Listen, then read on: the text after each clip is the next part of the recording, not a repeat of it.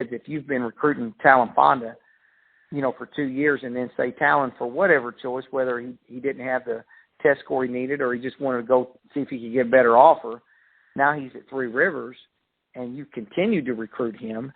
Maybe he's looking at you a certain way now, going, hey, you know what? These guys have stayed on me this whole time, and they. Well, and I think that's important to get your foot in the door early with our local kids. Even if you, for whatever reason, just go start talking to them when they're freshmen, sophomore, juniors, if you think that's going to be a guy.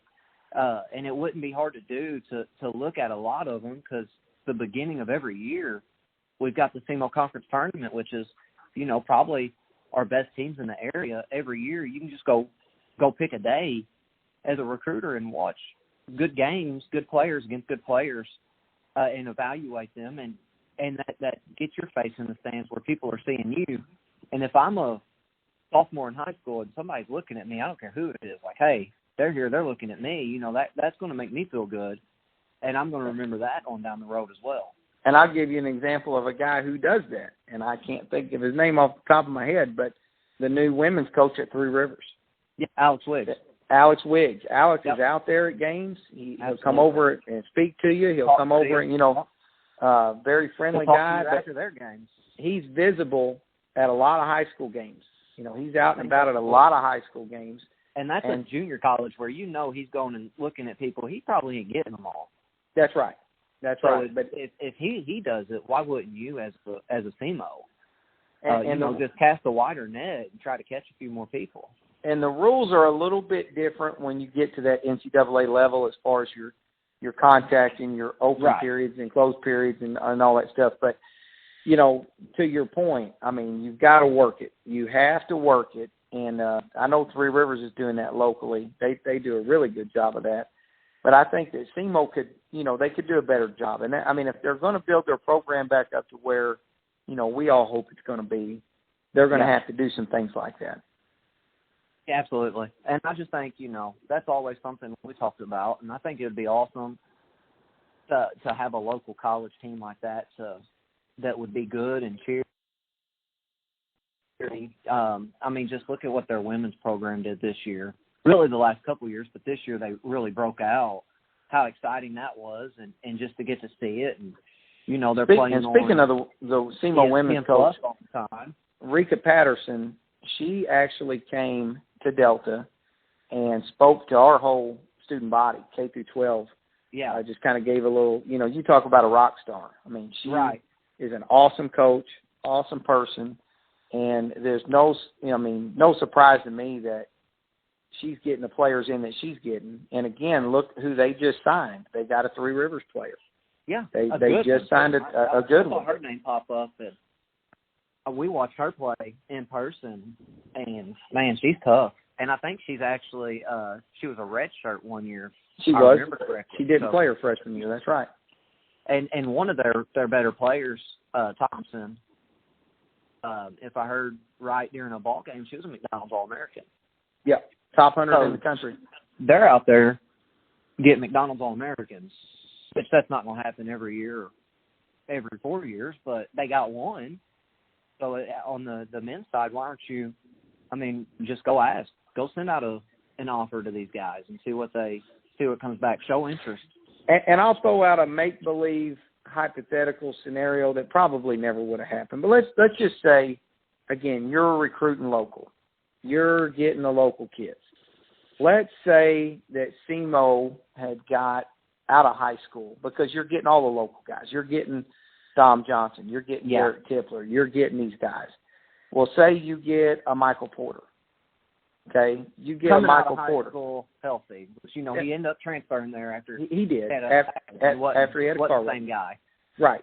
But Michael was a heck of a player. Say you get Michael. Who's to say that a kid like Otto Porter wouldn't say, I want to go play with my cousin. I've got these offers. Let's say that you don't. Say that you get him or you don't get him. Maybe you get a guy like a Bobby Hatchett. Maybe you get I'm just saying, the opposite can also be true of what we're saying, where... Well, and then speaking of Michael Porter coming out of Saxon, if you keep that pipeline going, well, in a couple of years, they end up getting a kid like J.T. Jones, that what if you get a Fred Thatch? And then you end up with a Fred Thatch a couple of years. Or what if you would have got one of the twins that played for Sykeston last year? I believe it's the left-handed one. They're both at Maryville University, Division II, but the left-handed one, I think, led them in scoring. Watched him play St. Louis University, and I think he had about 20 on a good SLU team. I mean, just pure shooter. I mean, build up some pipelines within those programs, and that's what I'm trying to say. If you build up a pipeline, you're not going to get every kid, but if you get, sometimes like we see happen at the national level, like at places like Kentucky and even in the NBA, sometimes guys want to go play with their friends. Sometimes guys want to go play with their cousin, something like that. And so, well, I'm looking at some rankings right now, and maybe this is a promising deal with new coach Brad Korn. According to 247sports.com, he got center. Well, this is Kansas State, but, assistants do a lot of recruiting. That's right. So he's got a lot of connections. They signed a center, 7-footer, Davian Bradford from Melville High School in St. Louis, ranked the 150th best player in the country. And then you scroll down a little bit, and they get a shooting guard from Chaminade in St. Louis, Luke Kazabuki. Yep. Ranked the really 158th player. Yeah, he can really shoot. Really good teams throughout his career. But, he's, as Kansas State, he's in there with those St. Louis schools. They signed the kid from Vashon. I think they signed 2 kids from Vashon off a team that won state a few years ago. Well, and you just made the key point. Brad Korn, like Gary Garner that was there before him, I mean, you've got to be a good recruiter yourself. You have to be a good tactician yourself. I've known a lot of college coaches. I've had, guys go play in college. And I'll say this, for every college staff in the country, there are a lot of guys, some head coaches at the Division I level, a lot of assistant coaches that cannot coach for jack dilly squat. I mean, they couldn't teach a kid to shoot a left-hand layup. They couldn't draw up an offense.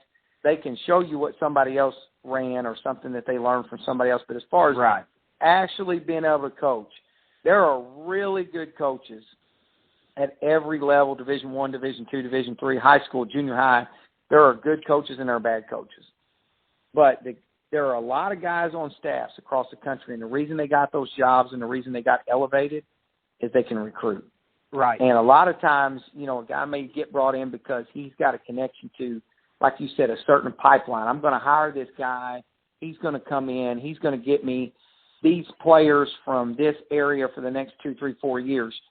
And so back to the point I'm trying to make with Brad Korn, I think you got to go back and look at Garner's staff.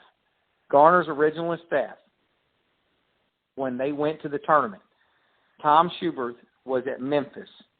When Memphis recruited Penny Hardaway, David Vaughn, I mean, he was at one point voted the top assistant coach in the United States. I mean, this guy was an ace recruiter. His other assistant coach was Anthony Bean from Bernie High School, one of the best players to ever come out of Southeast Missouri, so he had great local ties. But Anthony also played at Three Rivers, played at Kansas State. Now he's been all over coaching Division I. Anthony is very well connected, can get you players. And then back then they had the third assistant coach, wasn't actually an assistant coach, he was, but they called him the restricted earnings coach because there was a cap on how much you could pay that coach to try to make it equal between different levels of college basketball. So this guy might only made $17,000, $20,000. He made less than a high school coach. And so, but that guy's name was Keno Davis. Keno Davis's dad, Dr. Tom Davis, was the head coach at Iowa for the Iowa Hawkeyes for years. Keno ended up being the head coach at Drake, where he was the national coach of the year, Division I. Then he went to Providence and signed a 7-year deal for $7 million. So he had $1 million a year contract. Now he's at Central Michigan. He's kind of cycled his way back around. But Keno, has, since he left there, has had a great career coaching. Keno was the main guy I used to work the camps with because he was the bottom guy on the totem pole back then. But then Coach Bean and Schubert, Coach Garner had an awesome staff as far as recruiting. Number one, those guys could recruit. But number two, he was unique in that he had 3 good coaches. I mean, there was not a bad coach on that staff. And then Garner himself, when I said there was bad coaches out there, I'm going to tell you something. Gary Garner could coach. Right. You just talk about X's and O's. Gary Garner was probably the second leading authority on the triangle offense in the United States. When Phil Jackson left the Chicago Bulls, they tried to hire Gary Garner to come in and be the assistant to Tim Floyd for the Chicago Bulls because they wanted to keep running the triangle. Behind Tex Winter, if you were going to run the triangle offense, Gary Garner was the next guy. And, I mean, he was a flat-out awesome basketball coach. And so, back to Brad Korn, you got to get good coaches, but you got to get good recruiters, and you got to plug in to this area and to this part of the country, Southern Illinois, Southeast Missouri, the junior colleges, so that hopefully we can get our men's team to the place where our women's program's at right now. That's what we want. Yep. And I'm a big enough guy, Tobe, I didn't get the job. I'm not going to be a sore loser about it, okay? But I really hope that this works out because Lord knows we've been through a lot of coaches at Southeast Missouri that have not worked out, and I just really hope that they start winning here. Like we said earlier, Cape's a good college town. I think if they're good or even just relative or just competing, people are going to come and support them.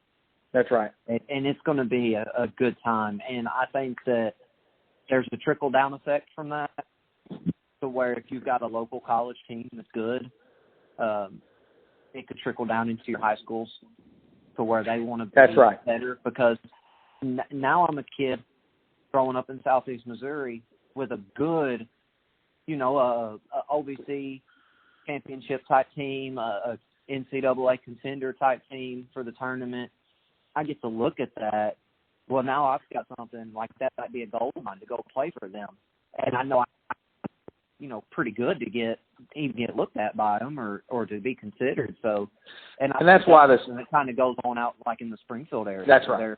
That's what happens out in Springfield. I mean, gosh, especially for women, Missouri State and Drury, College of the Ozarks, and just various levels, they've got good programs in college. And I think, like I said, again, on the girls' side, basketball's just on a different level once you start traveling out west from college all the way down, high school, everywhere. They've got more teams out there. They got more, the population's bigger.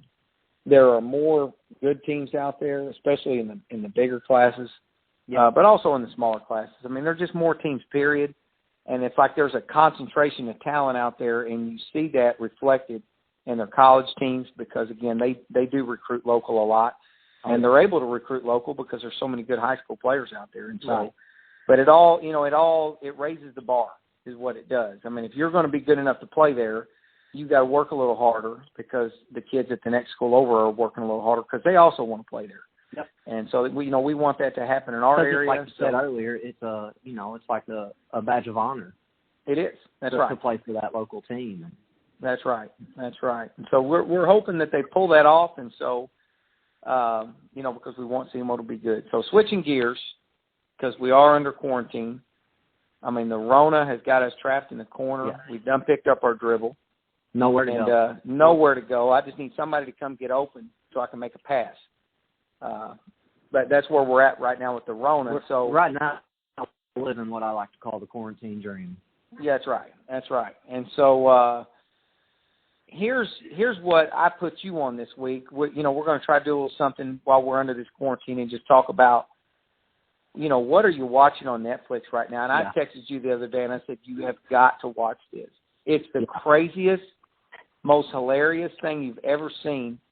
And you'll watch it, and 10 times an episode, you'll say, this is not even real. Right. And probably not PG rated. Don't watch it with your kids, but. No, definitely not.